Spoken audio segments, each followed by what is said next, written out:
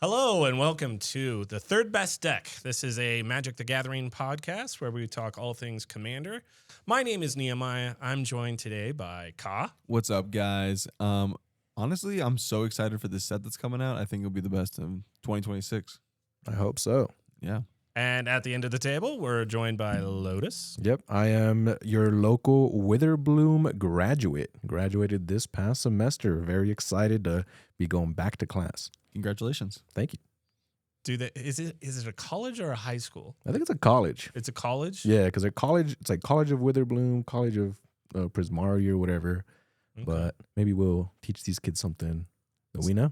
So the hope is live that they could patch things up with J.K. Rowling and still have a high school set come out pre-Strixhaven. Pre-Strixhaven, yeah.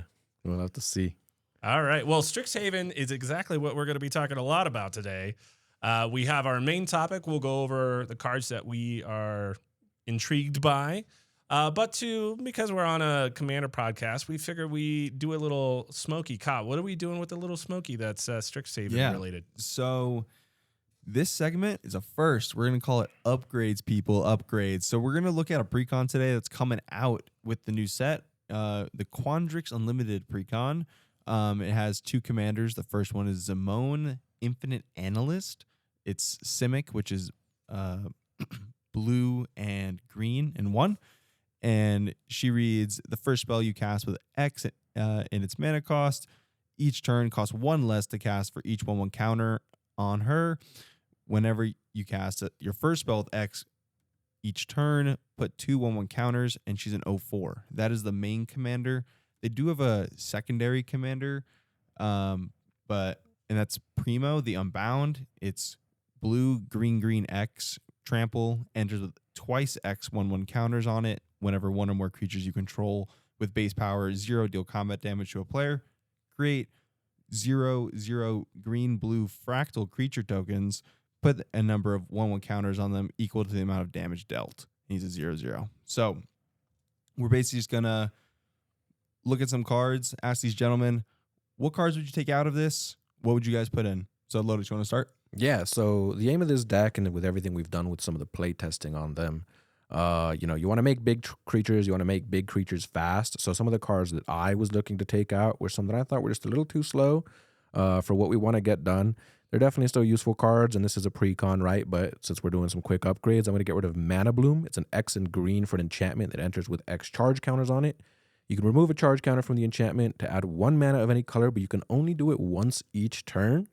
And if it runs out of counters, you can put it back in your hand. So it's cool, you can refill it, but it's definitely too slow. Another card I'm taking out is Eureka Moment. It's 2 green, blue for an instant. You draw 2 cards, and you can put a land from your hand onto the battlefield.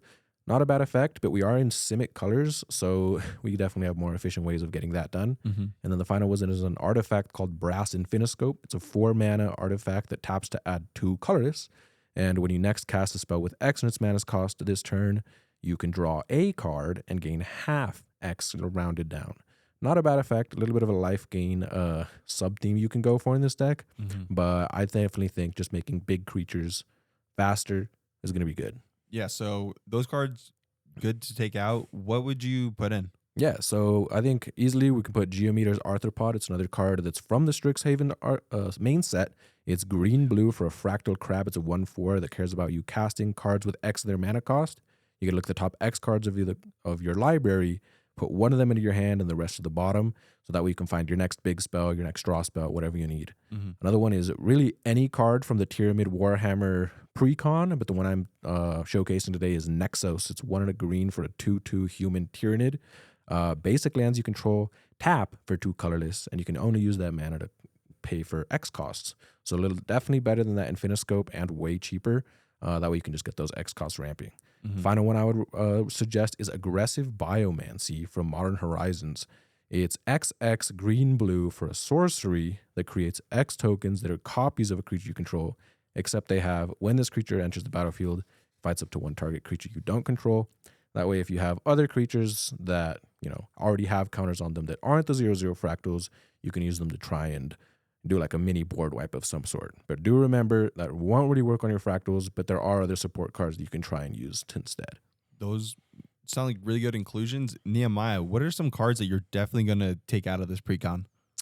Yeah, I mean, what you take out isn't as important, I think, as what you put in. It just looking at the deck list briefly, there's kind of 3 that I singled out. First one's Primal Might. It's a sorcery, which I don't like sorceries unless I absolutely have to use it. So that's the main reason I took this one out. But basically what it does is target creature you control gets +X/+X until end of turn. It's not putting 1/1 counters on it. It's just a temporary buff. And then it fights up to 1 target creature you don't control. So the synergy isn't as good as you might think because it's not putting the 1/1 counters on. It's only the X and the cost is like the only reason it would be put in that deck. Mm-hmm. And so I just don't think it's doing enough to help us out there. Next one is Curse of the Swine. This used to be a really premium removal spell in blue 10 years ago because there's not a lot of ways to exile creatures in blue. And I don't know, it's just not doing enough. Basically, you exile X creatures when you're playing X blue. And then for each of those creatures exiled, its controller creates a 2/2 green boar creature token. So at sorcery speed, giving your opponent a bunch of like tokens to block and attack, like you really have to care about exiling their creature. It's just kind of a sideways move, in my opinion, kind of a lateral thing. So taking that out, if it was instant, I might consider it because you could use it essentially as a fog if you have enough mana, but sorcery speed, it just seems kind of bad because they just get to attack you with those creatures you gave them on your turn. The next one is Yavimaya Bloom Sage. This is it's an interesting card. It's one of the prepared cards where it has like a all-time, really powerful spell that you get to cast if the creature is prepared. In this case, it enters unprepared. At the beginning of your end step, put a 1/1 counter on target creature you control. Then if that creature has power 7 or greater, then it becomes prepared. So you don't get to just do this right away unless you have, a creature that's at least 6 power before she comes in. If you jump through all those hoops, you get Channel, which is green until end of turn. You can activate, anytime you can activate a mana ability, you can pay 1 life and make 1 colorless. So basically in Commander, you have a ton of life, which is cool. So you can just like dump 20 life into 20 mana and cast a big spell. But I think there's enough more efficient ways to do that. Like the Nexos card that you recommended, Lotus, is like so much better. It basically does that every turn and it's 2 mana and you just do it right away. If you play it, like you top deck it in the late game, it still gives you that benefit. So I'm taking those out. The cards I'm putting in, the obvious one, I think, and it's not in there probably for financial reasons, but Washi Tong from the Avatar set. X blue, flash, flying, vigilance, 1/1. When it enters, put X 1/1 counters on it, then draw half X cards rounded down, and then whenever opponent searches their library, put a 1/1 counter on it and draw a card. This thing does like everything you want, right? Yeah. So that's obviously amazing. Put it in if you can afford it.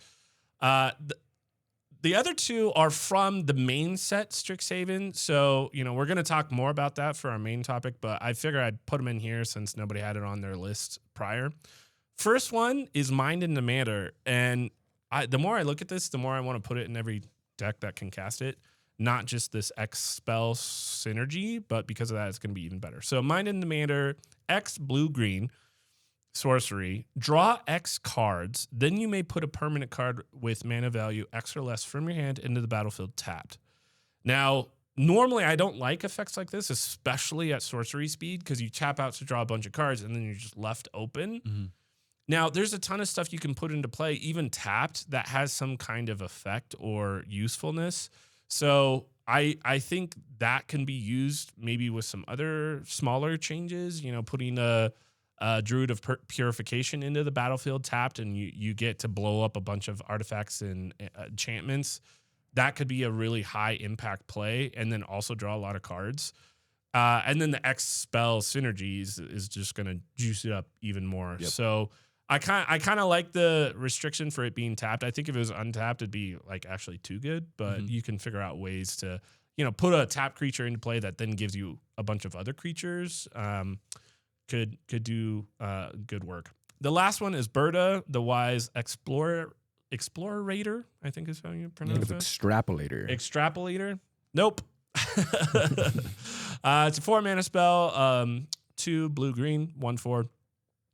Legendary Frog Druid.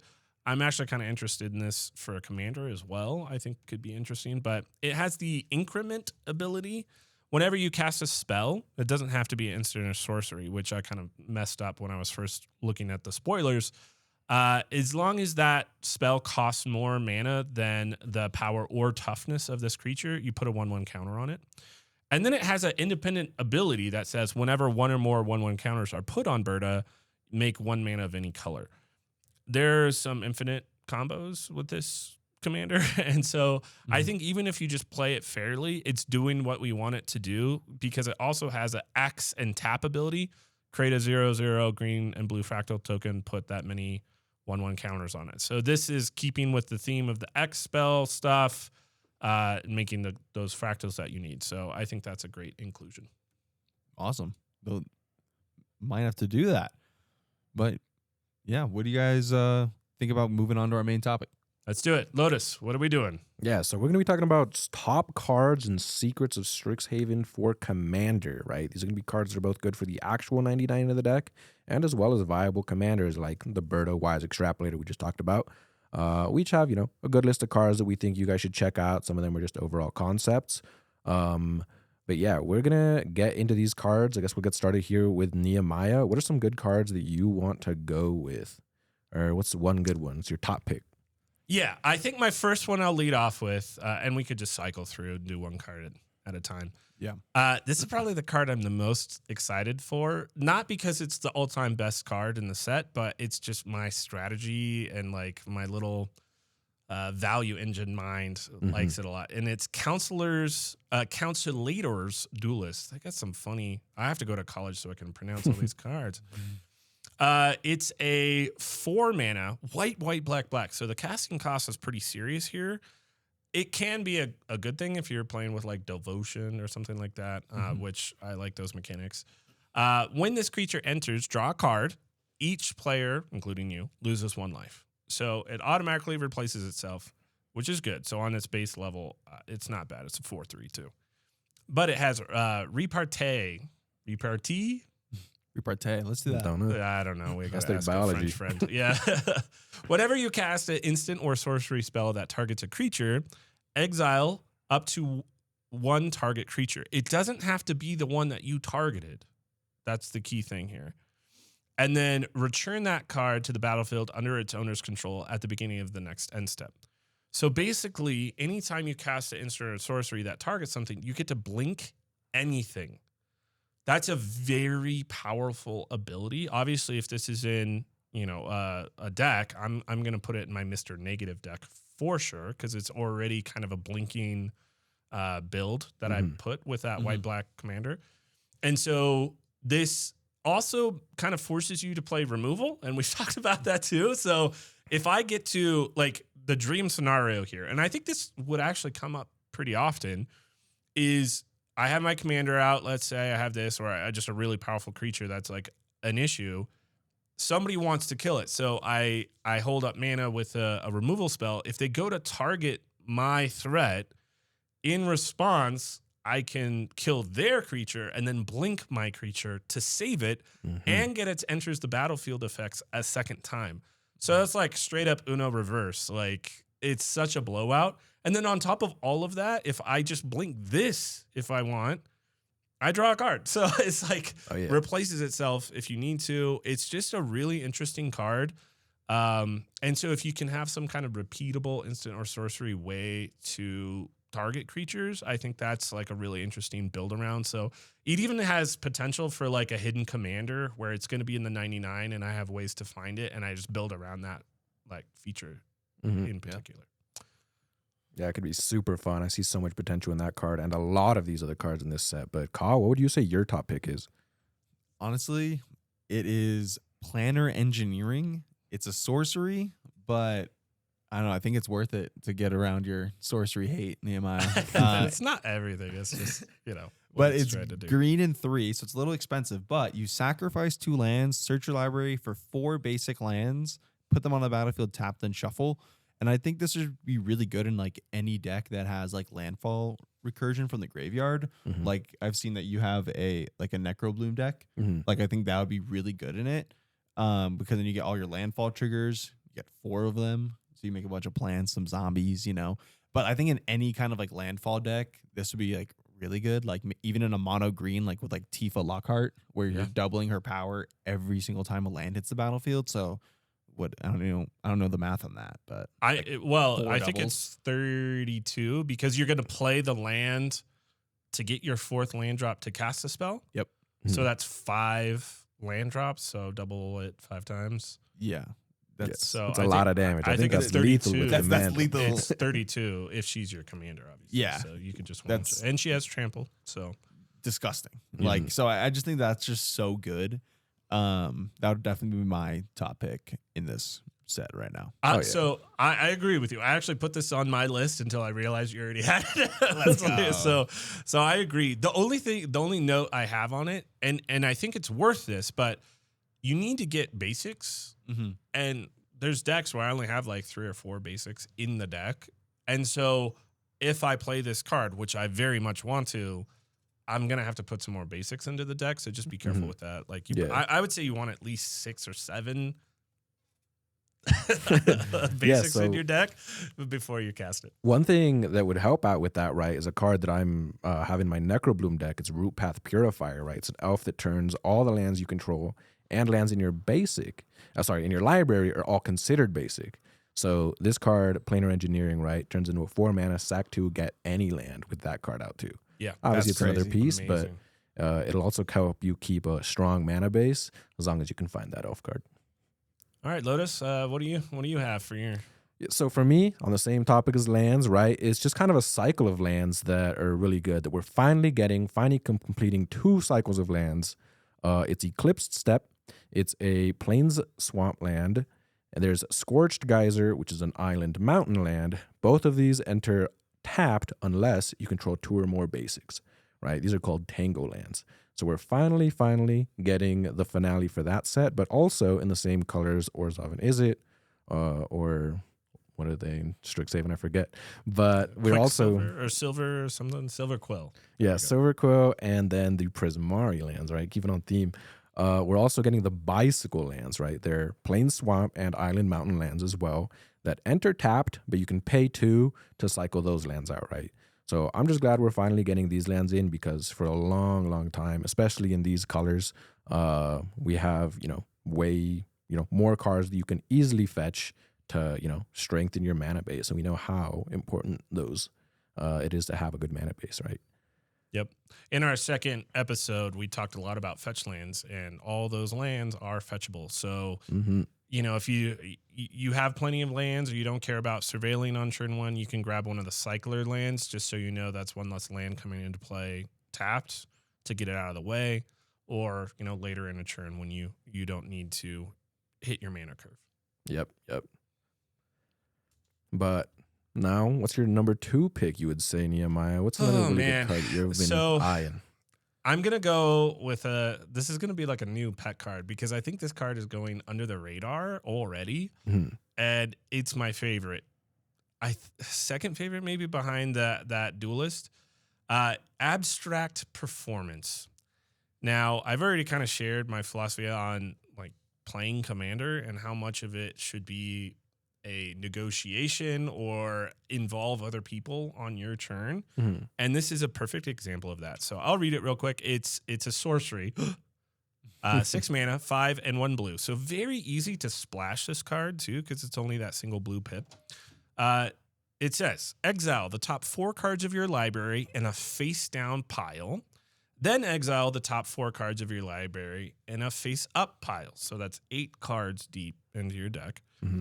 An opponent chooses one of those piles. Put that pile into your graveyard. Look at the cards in the other pile. You may cast a spell from among them without paying its mana cost. Put the rest into your hand. So 6 mana, guaranteed, draw 3, and cast something for free. So you can easily get your mana refunded back to you and get the mana, the card advantage of those other 3 cards. and fill your graveyard. We talked a lot about those fetch lands and surveil lands, filling your graveyard and the benefits that entails. This helps with that. I mean, most decks benefit from having more stuff in your graveyard. It gives you more options for recursion, things like that. And my opponents get to do something. Like there's that moment of like, oh shoot, there's a good card in the face up pile. I don't want to give him that. So you put that to my graveyard. Maybe that helps me still. Mm-hmm. And then I could get an even bigger thing in the face down pile. Like that's a fun moment. It's really, really cool. It does say target opponent, right? Mm-hmm. No, it says No, it an says opponent. an opponent, An yeah. opponent. So I was hoping to put it in my Zenvlor deck, but it doesn't work that way. So I'm gonna mess around with this card. I think it's just generically good as a card draw spell. That's just super fun and powerful at the same time.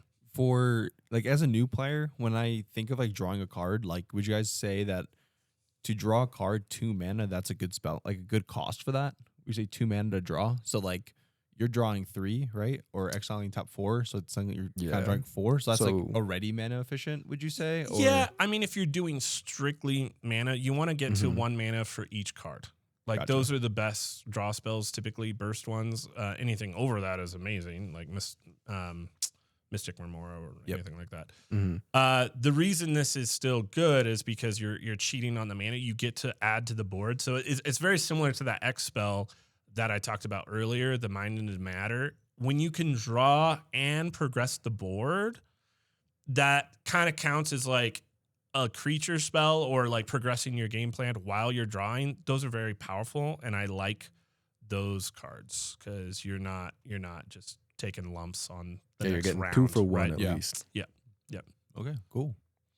But I'll say my second favorite card in this, and I'm not sure, like, I want to get your guys' opinion on this. So it's the Dawning Archaic. It is colorless, but it's a 10 mana cost.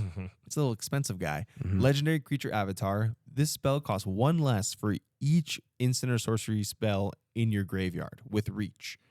It's a 7/7. Whenever he attacks, you may cast an target instant or sorcery card from your graveyard without paying its mana cost, and then it just gets exiled after it resolves. So I was thinking in my Zada deck, which is basically a goblin spell sling target creature spread spell sling deck, that you basically just take a really long turn and you just kill everyone. So I'm thinking it's like, okay, so in my combat step, I'm just swinging after, and I pump with all my instants and sorceries, and then this guy's swinging as well, and then I'm able to double again some of the spells that I've already cast on my turn. So that's why I think that would be a really good spot. Or do you guys think this is more of like a storm, like a storming off kind of commander? So what do you guys think? It doesn't have haste. So you're telegraphing what's going to happen. So even if it ends up being really cheap, usually it means that it's not happening before turn 4 or 5 because you have to cast those spells or cast spells to fill your graveyard, something to get the stuff there. It's not happening on turn 2, right? Right. And then it's just sitting there. We all see, he has an extra combat step card in his graveyard. We got to kill him, or we got to kill the Archaic. So it's because it's telegraphed. I don't think it's like super duper powerful. Yeah. Having said that, I think it's a fun card. It's cool. I think it's worth trying out. Lotus, what do you think? I think in that Zada deck, from what I've seen firsthand in it, I think it would work because Nehemiah is totally right. It doesn't have haste. It makes for a decent blocker, right? It's a 7/7 with reach.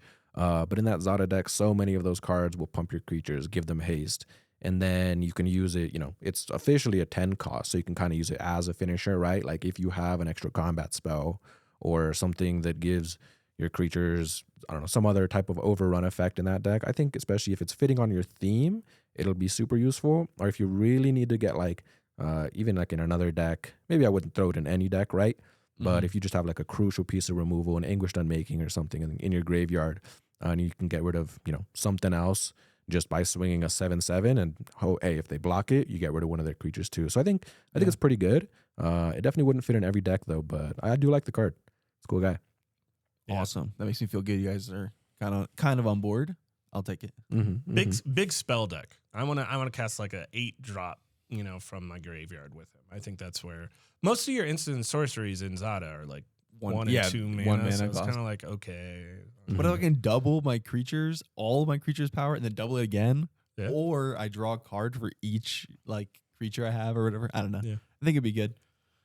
Lotus, what is your second favorite card? So this is a card I've kind of been looking at for a while because I've got a Mothman deck, right? This is a proliferating card because the way I built my Mothman is all about proliferating rads, just because I think that's fun. But it's expansion algorithm. It's X, blue, a sorcery, and it has one line of text, nice and simple. Proliferate X times. So that proliferation can be for anything. If someone's running a poison deck, attracts a poison. I know you guys are watching, hopefully. But yeah, you guys can just, pay up some mana in there and just finish off the board in a deck like mine where I want to just start spreading radiations to everyone, late game card, just give everyone a ton of rads, buff my creatures up, right? We have, Mothman's top 10, I think, commanders of all time now, according to EDH Rec, definitely top in Sultai. But yeah, being able to proliferate, there's so many ways you can do that. Any counter deck is going to want this card in there. Decks that care about artifacts with charge counters, right? You're going to want to put that stuff in there too. It's just such a flexible, simple card that I think you can really just slot it into a big chunk of decks. In that pre-con we just upgraded, I think there's like the Cornucopia, I think it's called, or let me see if I can find the name real quick. The Mana Rock. Yeah, taps. Astral Yep. Cornucopia. It's 3x. This artifact enters with X charge counters, and you tap it, add a mana, choose a color, and add a mana of equal to the charge counters. So you think that would be pretty good in that deck? Yeah, well, big surprise. It's actually from that exact deck. It's one of the sorceries in there. So What? if you're buying that deck, definitely keep that card in there. And especially with Zamone at the helm, it's going to be a lot cheaper and you're going to get a lot more counters. I just have one thing to say. Super Friends. Mm-hmm. All your Planeswalker strategies. Yeah. You that's can good. ultimate like your whole team if Yeah. you get it big enough. Right. That's like if you've got like crazy. 3 Planeswalkers and just like, I'll just dump 10 mana into this. Ultimate. That's Yeah, disgusting, Big actually. pop-off turn. Yeah, there's a lot of potential with this card. I'm very excited to snipe it out of, I don't know, wherever I can find it. I know that there's the product issues, but we'll get there. All right, Nima, what card is your bronze medal? Oh, man, there's so many good ones. We have to talk about the lands. I like lands.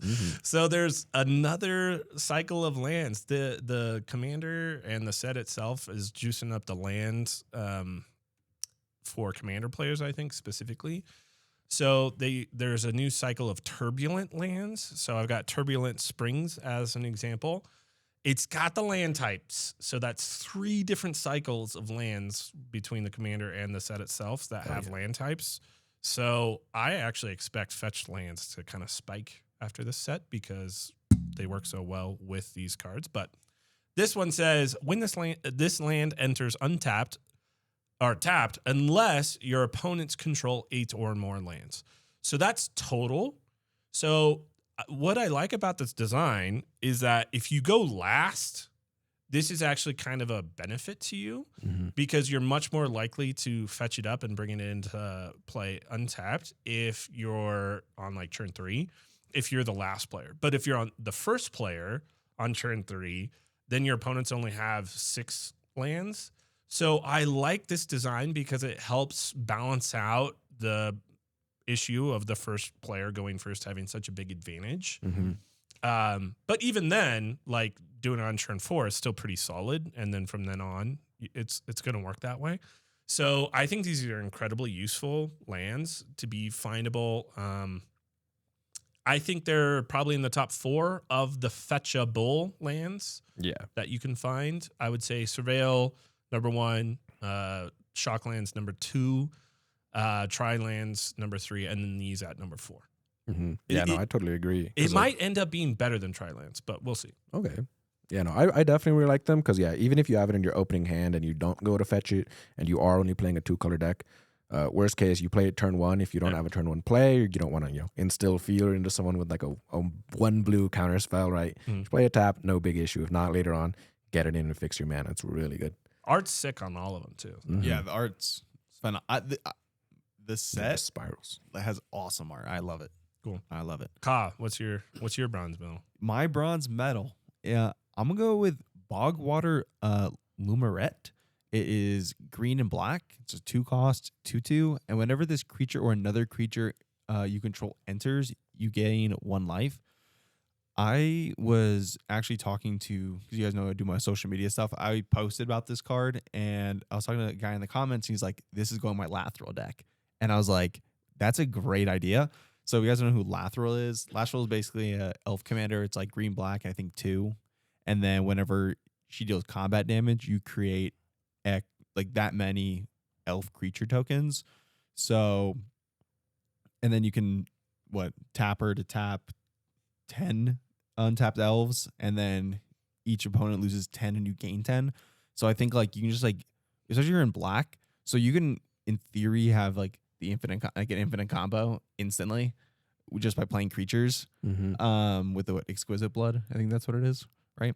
So I don't know, I think this is like a really cheap, it's 2/2, and if you can even get like a couple like procs of this, because like you're making tokens, I think it can be really good. I know itself isn't an elf, but I think that's like a kind of cool way to put it in the deck. What do you guys think about that? Oh, yeah, I really like that card, especially because like we're so used to seeing, the Soul Sisters that have the same effect in white, that whenever, this creature or another creature enters, you gain a life. But being able to see it in black and green and Witherbloom, and when those cards want to sacrifice so many things and make so many other small little creatures a burst of creatures, similar to how white does, I think it's really nice to be able to see another effect like that. And yeah, I can see in Lathril just chunking people down with just one little bug and a commander. Any deck you're going to want to put that you want to put an Essence Warden, which is the Soul Sister in mono green. 1 mana does the exact same thing. So whenever you're building around that, it's tough in a non-white deck that wants that effect. You only had one other option. So now, as long as you also have black, you can get 2. So I think that's super important just for like consistency in a commander deck. Do you think that since it's it only triggers if it's you control, so do you think that kind of like keeps it? Like, do you think that if it had like any creature, do you think they would make this cost more mana? Like if you think by card design, you think? Because it's a second copy of the Essence Warden, it'd probably be 3 mana. I think if you're building around it, you care more that it's triggering. It's okay that it's triggering for your stuff because, like Lathril, that's what you're trying to do. So you can't control what your opponents are playing or how they play. So I think it's fine. It's not a huge deal. Yeah. All right, Lotus, your bronze medal. My bronze medal is another card I'm very excited about for another one of my personal decks that I've been thinking of, upgrading a little bit, right? Every set, you got to tweak them a little bit, see what's going on. But it's going to be Ominous Harvest. It's another black card. It is a black card, sorry. It is 2 and 1 black for a sorcery with Grave Storm. So Grave Storm is a mechanic that is similar to Storm, where you copy this card for every card that has entered a graveyard this turn, right? So this definitely has a lot of combo potential. I know that in one of my decks, I rarely ever do it, but there's an infinite mill combo I can do. It's my landfall deck, where you can just, you dredge things up, you draw cards, you dredge things up, and eventually your whole library goes into the grave, and you put a Shuffle Titan in there, and you can just repeat that a lot of times. The card, what it does is target player draws a card and loses 1 life. So if you go through your whole deck at least once, maybe twice if you have to, you can just go ahead and cast this right at the end of that once you're done shuffling everything and just kill everyone, right? You'll make your opponents draw a bunch of cards, lose a bunch of life, and as long as they can't, get rid of all the spells on the stack, all the copies on the stack, you'll just basically take off from there. I see a lot of cEDH potential with this card, or if not, just, high bracket 4, bracket 4 in general decks running something like this. It's counterintuitive, but I almost wish this said all opponent or each player draws a card and loses life, because then it would be an actual combo kill. Since it's target, like if you dump in, let's say 80 cards into your graveyard that turn, you can kill 2 players. Yeah, from full. But so it's kind of, I can't help but see it in pervert decks only, where you're going to be fiddling a lot on your turn. And yes, you can kill somebody, but it'd almost be better if it just killed the whole table. Yeah. So that that's why you definitely have to go through your deck once or twice. You need one of the Shuffle Titans in there to be able to get over, 120 life, or unless someone's playing life, gain even more. If not, you're just taking forever to kill. It's a good card. Never want to see it. You might. But back to you, Nehemiah. What's another runner up you've got for an honorable mention, maybe? Yeah, so we got to talk about mathemagics. This was, I think, the very first card spoiled, so I think it's easy to forget about it, but it's super, super good. So XX blue in the cost, a target player draws 2 to the X cards. So thankfully they put some reminder text in there for us math challenge people. But basically, the way it scales, we kind of talked about like getting to the 1 mana for each draw card, ratio. Once you get X to be like 5 or greater, this is unbeatable by any other scaling card for the draw aspect of it, to where it's not just I draw a bunch of cards spell. It's actually like a kill combination, kind of like Ominous Harvest, where you are just trying to get as much mana as possible or as many like instants and sorcery cost reduction spells on your battlefield as possible to be able to, maybe even storm off with this. Like I'm thinking in a blue-red deck with like 1,000-Year Storm, which lets you storm for each thing you've cast, and then end with this. That way you get to kill the whole table, where you just force everybody to draw like 128 cards or whatever it ends up being. So it's a super interesting card. You can just use it as a normal, maybe X is 3 and just draw some cards, and that's fine too. So that flexibility being card draw and a kill spell, a finisher is kind of cool. And we just haven't seen it before, so that's fun. I think, 2 to the X. That's kind of crazy. I feel like how I would use that card is just like I'd pump it and then like, oh, you're next. Draw all those cards, bro. And then it's like, all right, and whose turn's next? And just like deck you out that way, I think. Because at least I thought is if I stormed this card to the copies, do they keep X?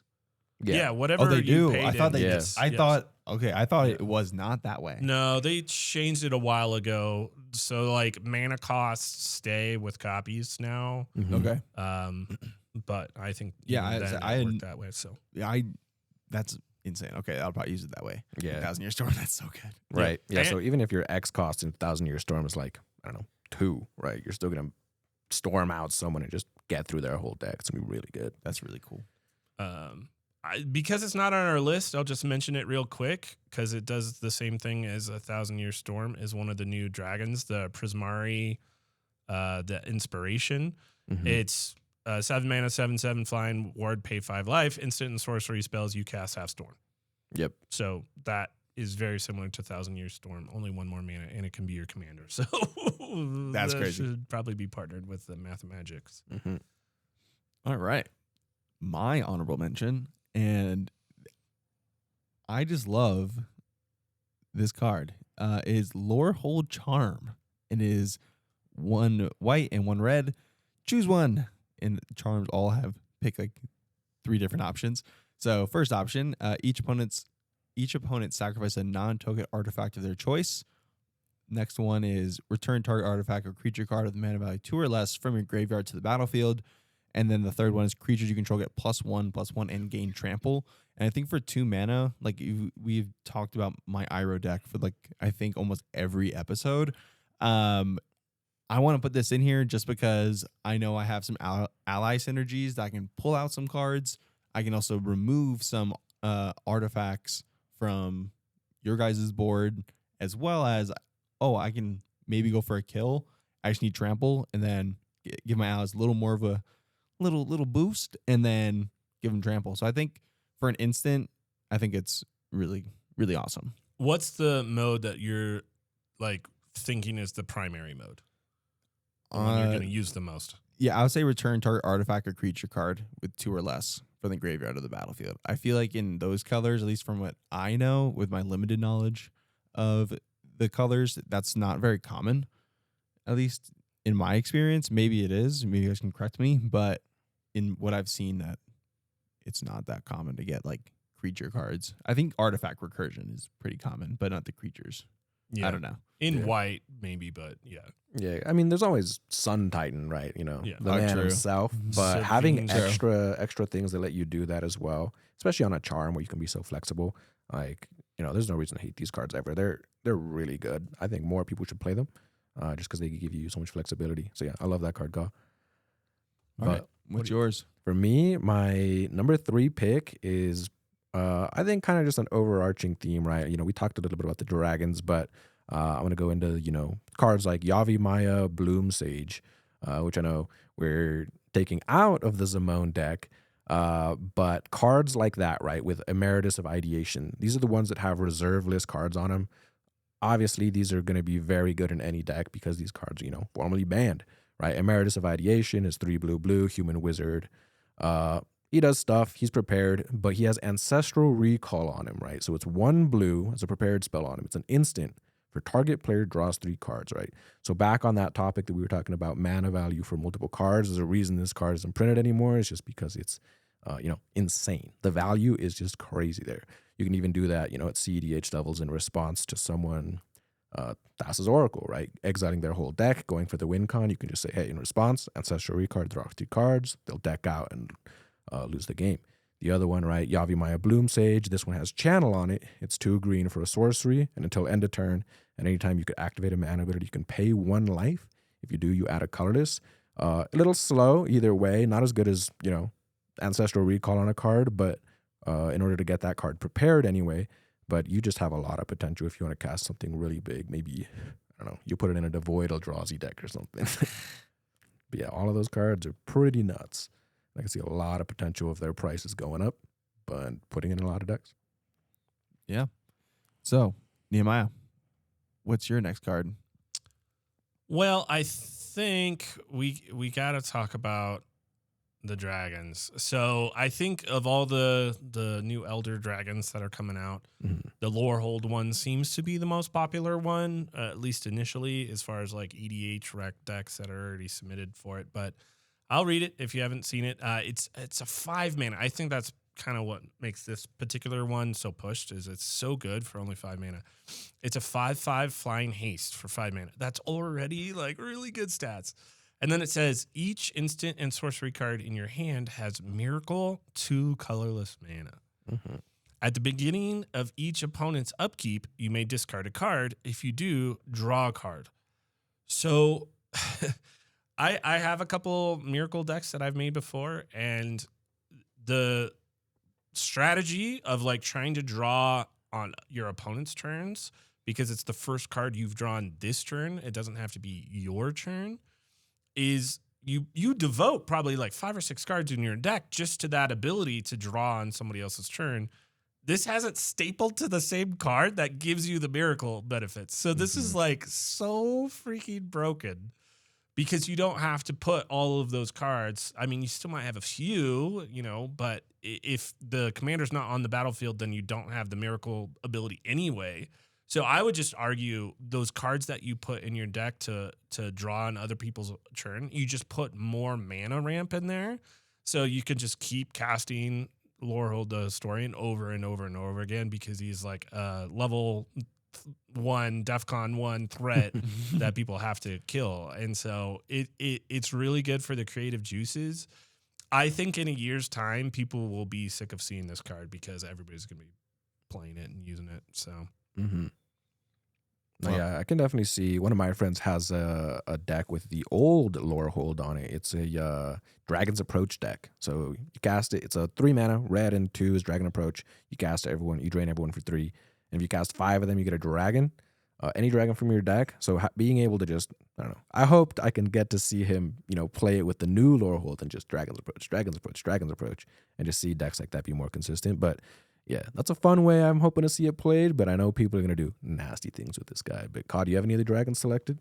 Yeah, I do. It's the Silver Quill, the Disruptient, right? Am I reading that I think correctly? it's Disputant. Disputant. See, I can't read either. So it's black, white, and 2. Legendary creature, Elder Dragon, Flying Vigilance. Each instant sorcery spell you cast has causality 1, which is you may sacrifice a creature with power 1 or greater. When you do, copy that spell. You may choose new targets for it. So I think that's like as a commander itself, I think it would be really cool. And you can add cards like Lingering Souls, which is white and 2, and then you put 2 white 1/1 spirit tokens with flying onto the battlefield, and as flashback black and 1, and you just recast it. So I think you can cast it on your turn, and then you can sacrifice one of them to get 3. I guess that can be pretty cool.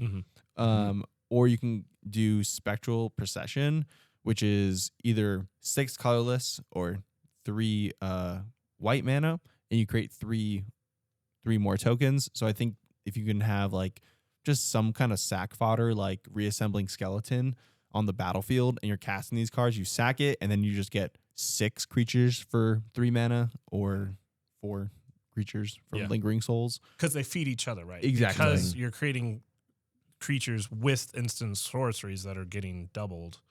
It's really good. Yeah. The Casualty 1 is a change, if I remember correctly, that showed up in New Capenna, and most of those were Casualty 2, which you had to sacrifice something with power 2 or greater, and so it didn't resonate with a lot of people. It's actually kind of hard to find a lot of like 2-powered things that you can sack. So this being 1, like, enables all those cards you just mentioned, and so it's a huge difference between being Casualty 1 and Casualty 2. So. Yep. All right, Lotus, what's yours? For me, I think if we're keeping on the theme of dragons, and like I said, I'm our Witherbloom graduate here, it has to be Witherbloom, the Balancer, right? This dragon is 6 and a black and a green, so very high costed, but he does have affinity for creatures. So if you're making a bunch of pests or a bunch of little bugs or whatever it is in your deck beforehand, you can reduce his cost, and hopefully if you have enough creatures out, you can even get around the commander tax if you lose him, because he's a flying death touch with 5/5, and he gives the instants and sorceries in your spells that you cast all have affinity for creatures as well, right? So this is definitely going to be, play a lot of similar effects to these Lingering Souls cards where you make a bunch of little bug guys, and then ideally once your commander's out, you can make more for cheaper. And then, on your top end of your deck, you're just going to be playing like really high costed cards to just, get crazy value out of what you're doing for way cheaper. That way you can cast multiple of them a turn, right? So I'm just excited to cast big spells in black and green, basically, to keep it simple. I think that's going to be super fun. It's super Timmy. Yeah. Very basic deck, right? You're going to make a bunch of little guys. Maybe you'll make even more guys because they're cheaper now, right? It's a very, very Timmy deck, but, sometimes you just want something nice and simple. Yep. But Nehemiah, I forgot to add this to the list, but this one I'm actually super, super excited about. I love Orzhov or Silver Quill colors. Moment of Reckoning. This is a fatty boom boom. 7 mana, so 3 white, black. Choose up to 4. You may choose the same mode more than once. The 2 modes are destroy target non-land permanent and return target non-land permanent from your graveyard to the battlefield. That's crazy. Causality 1? Do it Yes, again. Yeah. Oh, yeah. Dude, 8 times you get to choose.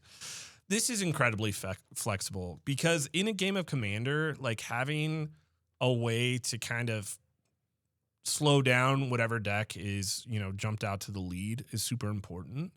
But also, again, being able to stabilize, like spending my whole turn to deal with a couple problems, but then not progress my game plan sucks. Or we just keep doing like your own game plan and ignoring everybody else, and it's just like a race to the end. This does both. I get to progress my game plan and take care of some things. So I'm going to be playing that in a lot of decks that can cast it because it's just like really good like threat and removal in the same card, so I don't have to choose. We talked about those modal spells in our template. This is a perfect example of this. If it can be a threat or 2 or 4, but it can also be removal. So I love it. I really like it. Yeah, having those extra choices is really good. Yeah, we love modal spells. No, I didn't even see that card. I'm like, that's so sick. I love that. I feel like that's almost like an include in like a lot of like those color decks. Like even in like what Abzan is like with green, green, white, black. Yeah. So I feel like in almost any deck you can like that runs those colors, that would be still really good, and just how versatile it is. Yeah. Planeswalkers you can bring back, enchantments, artifacts, like it goes in many different strategies. So It's really cool. All right. One card. Speaking of planeswalkers, actually, one planeswalker I'm really excited for is Professor Dillian Fell. He's green, black, and 2. This kind of goes with my frog, honestly. He is 5 loyalty, and then you can +2 him to gain 3 life, pay 0. You draw a card, or no loyalty, I guess. You draw a card and lose a life. You can -3 him to destroy a target creature, and you can -6, and then you get an emblem whenever you gain a life. The target opponent loses that much life, which reminds me of what's the there's Alcatraz? enchantments. Well, enchantments. There's a creature that Veto. It's Veto Yeah, in Vito black. That's gross. Whenever I see him, I freak out. Yeah, Like, no, is there literally. any combo? No, there's no combo. You die next turn on a combo. Oh, my bad. And he has 5 loyalty counters. Like that, I think is what's insane is you can +2 him 1 turn, and if you have a bunch of tokens like in Lathril, for example, in those colors, you have a bunch of blockers in theory, to protect him for that 1 turn cycle, and then bam, you get the emblem like almost instantly, and he still has 1 life. Or 1 loyalty, and then you can just spam the draw card, lose a life, and since you're gaining life in so many different ways, I think that's like a really cool thing to put in one of those kinds of decks. So Yeah, no, Professor Delian Fell, his classes were really cool when I studied there, but Shut seeing up. him as a planeswalker, honestly, a very good card. I'm excited to see, I don't know, just this guy on the board, I guess, whoever plays him. you literally can hold him in the palm of your hand. I know. That's kind of cool. It'll be vengeance for when I got a C in his class. But Lotus. Last card, one card that I think is going to be very good and very popular in another deck. We already have seen a couple other ones, but it's going to be Erode. It's 1 white mana for an instant. You destroy target creature or planeswalker. Sorry, Professor Delian. No. But its controller may search their library for a basic land, put it onto the battlefield tapped, and shuffle, right? So this is a slightly worse version of Path to Exile, where you exile a creature and they get a basic. But 1 mana destroy, usually that's enough for what you need to do in Commander, unless someone's playing Voltron, right? But having that 1 mana just sitting on your board ready for anything, I think it's just going to be super good. Another auto-include to many decks with Swords to Plowshares as well. It's a name fail. It should have been Path to Death or something. I think it should have been like like Path to Destruction or something. Yes. Yeah, I agree. I agree. But Erode, I definitely feel like it'd be more of like an artifact destruction where you like wear down, a rock, a mana rock, right? Yeah, Mhm. yeah. But yeah, I don't like the name. Definitely could have been way cooler. Let's write a petition. We got this. Reprint it. Reprint it. New name. They changed that, like some cards in like EOE. They changed how diplomatic relations, I think it was, where they changed how the cards worded. Yeah, the So they Marauders. can change the name of the card. Well, That'd be they can cool. change the text, but not the name. They don't have to reprint it. No. Or you can always just Sharpie it. Sure. I won't be mad. Yeah, That's a good Sharpie proxy. it. We gotta figure out what the name of it is in different languages. Maybe it just sounds cooler in a different language. Or it's like Mhm. That's true. if it's German, it'll be like a 8-letter word. I'm sure. Yeah, right. Something like that. All right, cool. This is fun. We could do this all day, but we want to hear from you guys. What are your favorite cards that we didn't mention from either the set itself or the Commander? The Commander precons are super juiced. We didn't mention this, but Yeah. all of them have like really good, valuable, like monetarily wise, reprints in those. Yep. So those lands that we mentioned, the turbulent ones, are going to be at least $20, if not. You think? Oh yeah, I think they're already at 20, and they're going to go up because So crazy. they weren't printed in the main set. You could get the collector boosters, and it might show up in the commander slot, Mm-hmm. but that's just not enough supply for how good they are. And so I could see them being $30 if they don't start putting them in like all commander precons. Yeah. And in addition to just really good reprints themselves. So yeah, if you can get your hands on the commander ones without paying like a huge premium for them, I do actually recommend getting any of the 5. They're all very good value wise. Yeah, So, all the playtesting we've done with them, these decks have been very fun. But you guys let us know which one's your favorite, what's your favorite card, and where can everyone find us, Kyle? Yeah. So on all social media platforms, essentially, too many to name them all, but mainly YouTube, Spotify, X, I guess I'm naming them all. TikTok, Instagram, you know. That's your job. Yeah, I know. I don't like my job, guys. But yeah, I'm so excited for this set. And yeah, new episodes are every Friday. So leave a reminder to get our notifications. And yeah, peace out, guys. See you later. Adios. See ya.